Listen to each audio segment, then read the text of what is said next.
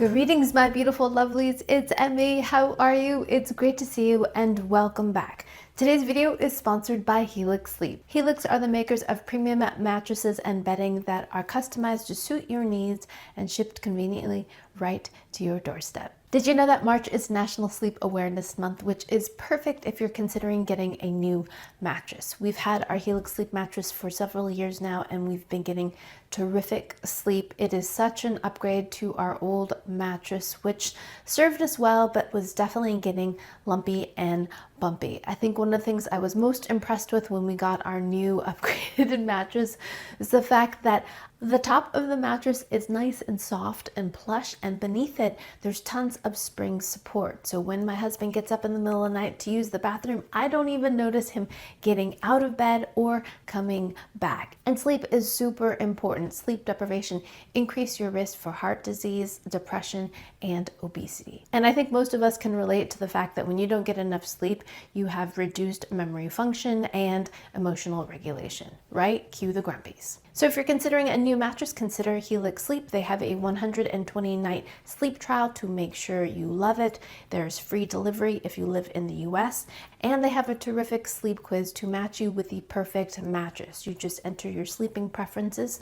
I, for example, am a side sleeper. I share my bed with my husband, and I prefer a firmer style mattress, and the sleep quiz will take both of our responses and come up with the perfect compromise. And we matched with the Helix Sleep Dusk Lux. So if you'd like to try Helix out for yourself, you can click the link down below or head over to helixsleep.com/emmymade and take advantage of their March Madness sale. It's 20% off site-wide.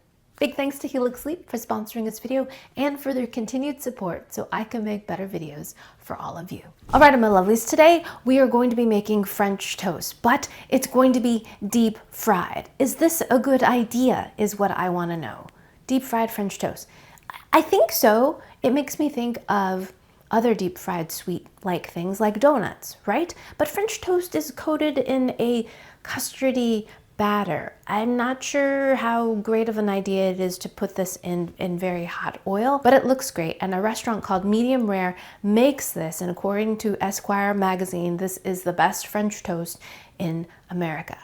Bold statement, very bold statement. And since I don't have a medium rare location near me, I am going to test it out for myself because I love French toast. My kids love French toast. It seems like it might be delicious, but we won't actually know until we try it. So let's go ahead and get started. So I did watch a video where the inventor of this recipe demonstrates how to make it, which is very convenient because I want to do this as accurately as possible. So we begin with our bread. We're going to start with a kind of flat, long country loaf. In the video, I believe they said it was half baguette, half sourdough, and it looked crusty and longish. So I have a ciabatta style bread here. Some of it I've used already, but I want to demonstrate how you prepare the bread. So it's got some crust on it, and we must remove all of that.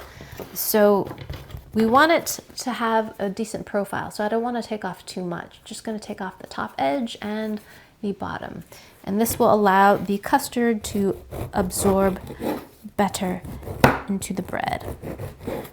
So just shaving off the top and sides and the bottom. In the video and images that I've seen, the French toast is presented as a square and then cut on the bias so that you have triangles of French toast. Pretty thick, that's it. One piece of bread, very thick. They said in the video that if you ask a chef at Medium Rare, they will give you the crumbs or the crusts from this preparation, which I found interesting. These are going to go to my chickens, who I'm sure will appreciate them. It is also mentioned that the soak that they use for their French toast is very similar to the technique of using melted ice cream. Now that idea is credited to Jacques Pepin, who's a legend in the food world, and I test that in a video. I'll put a link to that down below, and it's ingenious. You just take vanilla ice cream and you let it melt, and you use that as your custard base, which makes absolute sense. It's already sweetened, already has your milk and cream in it, it has egg in it. Well, traditionally ice cream has egg in it. So all the things that you put in French toast. So you just let it melt and then soak your bread in melted ice cream. delicious, right? So I've got some Tillamook ice cream. I love this ice cream. It's delicious.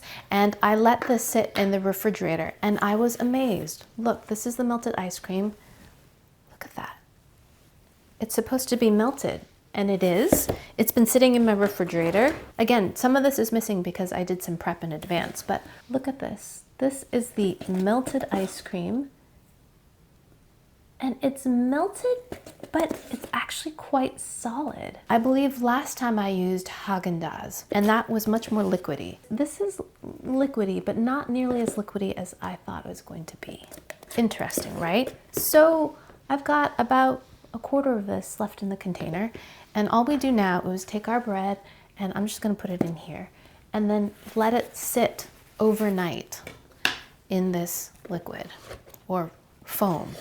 This is really interesting to me because I did another experiment. You should definitely check out that video. I'll put it down below, where I took ice cream sandwiches, now specifically Walmart brand and a bunch of others, and let them sit at room temperature because the story goes is that they do not melt. I also put them in the oven to see if they would melt.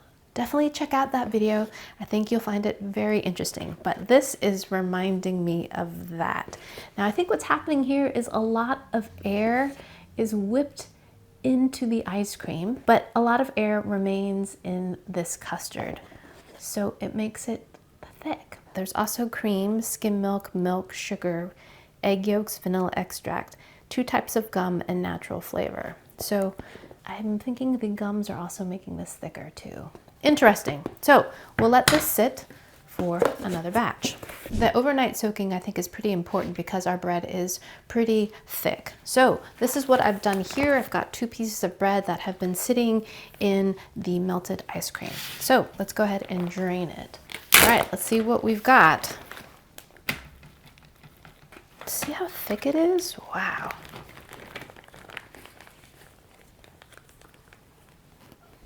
Look at that. I hope this is soaked in. It has been sitting overnight. So yeah, let's see. Alrighty, so there are our bread pieces. Now we're ready to fry them up. Tastes good. Alrighty, my lovelies, I have my Fry Daddy set up here. It's specifically for deep frying because I've made the mistake of frying donuts. I actually did this an episode with my brother, and we made donuts, and I used my cast iron pot, which is great for frying, but not sweet things because it had absorbed the flavors of the stew that I had made previously. So my donuts tasted like stew.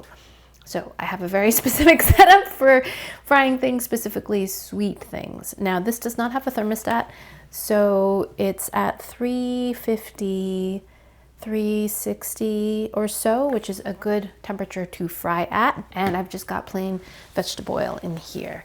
I'm gonna roll up my sleeves, and we're gonna carefully lower one of these in there. This in there. Wow, that is hot. Amazing. So it should be noted when you deep fry, never add too much oil because that happens. It'll immediately expand and that would be terrible if that expanded beyond the confines of whatever you're frying in, right? You've got really, really hot oil going on and you don't want it everywhere, especially not on you. So it's frying, and we're supposed to fry this until it gets golden brown. In the video that I watched, they put it in a basket in a deep fat fryer and just fry the whole lot. So that's what I just did. I will come back once this gets golden. I hope it gets golden. Look, it's actually browning. I was skeptical, but it is. Flip it one more time, get it golden brown on the other side, and then I'll fry up the other one. And we'll give it a taste. Look at that. Okay, it's ready to come out. Look at that. Okay, I'm gonna drain it onto a rack and clean out my oil a bit. There's lots of floaties in there. And we'll fry the other one. Whoa. That's violent. Step back. Place it in gently. Whoa. I'll come back once this one's finished. Alrighty, lovelies, here are our deep fried French toasts.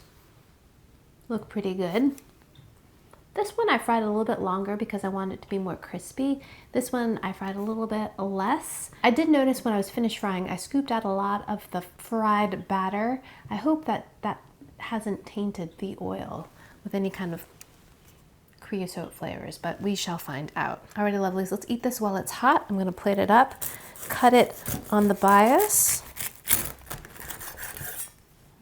to triangles. Ooh, that looks promising. That looks great. I'm curious to see if the ice cream got all the way through, but looks good. I'm gonna add some strawberries to this because I love strawberries with my French toast. I try to prep my strawberries like this. As soon as I get them from the grocery store, I wash them and then I hull them and then split them and put them into a glass container. I find they last longer. My kids eat them up faster because they're easy to get to. And yeah, they're great. Oof, looking pretty good. Now we're gonna take the powdered sugar and go snow. Yeah, that looks great. Lovelies, this looks beautiful. Look at that. Gorgeous. Alrighty, let's give it a taste just with powdered sugar, and then I'll add maple syrup. I'm really curious to see if the custard actually got inside of the bread. Ooh, sounds crispy and promising. Look at that, looks great. Okay, I'm gonna have it plain, without strawberry, without maple syrup. Itadakimasu.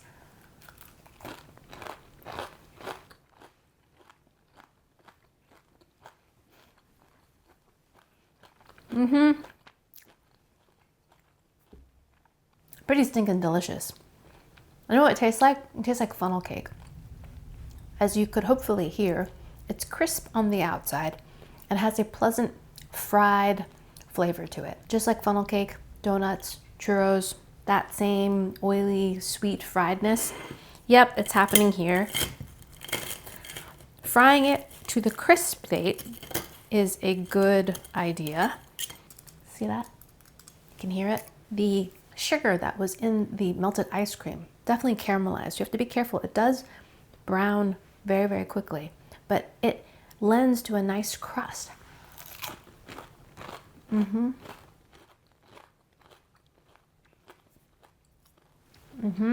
And offers a nice texture too. It's crispy, yet it's a little bit chewy too. Kind of a caramelly chewy, like a caramelly chewiness. The bread is pleasantly soft and bouncy. And the crust is completely created by the frying process and the batter. Remember, we cut off the crust of the bread. But because this bread has a little bit more structure, the interior is not at all soggy. It's pleasantly bouncy, yet moist.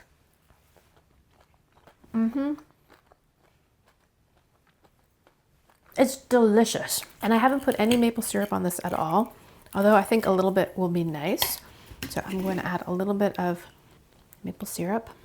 I don't like too much. Ooh, and a strawberry.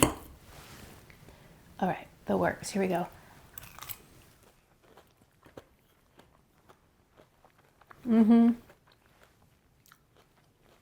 Scrumptious.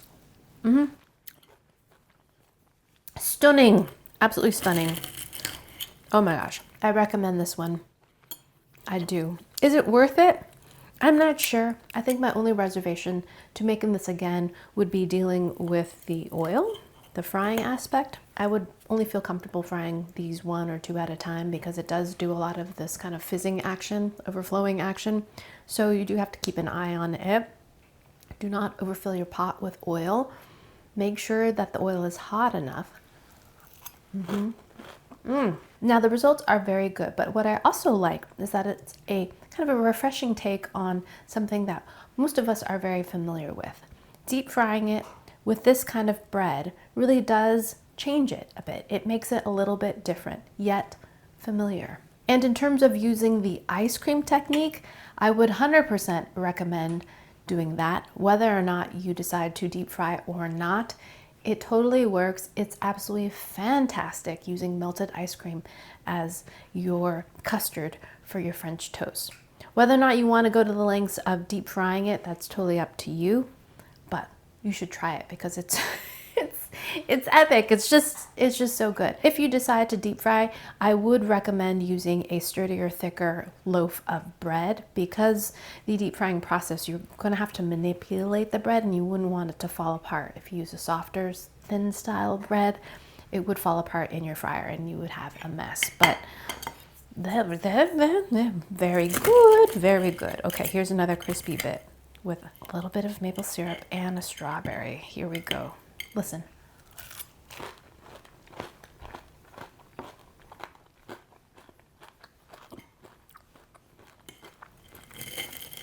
So good. Best in America? I don't know. I'd have to do a tour to determine that, but it's really good. Some of the best French toast I've had. I also had another very memorable French toast when my family and I were visiting New Orleans. They used a soft style baguette and sliced it on the bias and fried it up, and that was fantastic as well. They also had fresh juices. New Orleans peeps, do you know what I'm talking about? They had fresh juices and incredible French toast. Alrighty, my lovelies, I'm going to go crush this along with my kids. I'm sure they're going to love this. Thanks so much for watching, and big thanks to Helix Sleep for sponsoring this video. If you'd like to take advantage of their March Madness sale, it's 20% off side-wide. You can click the link down below or scan the QR code above, or head over to helixsleep.com/emmymade and take advantage of their March Madness sale. Alrighty, my lovelies, thanks as always for watching. I hope you enjoyed that one. I hope you learned something. Please share this video with your friends. Follow me on social media, like this video, subscribe, and I shall see you in the next one. Toodaloo, take care, bye!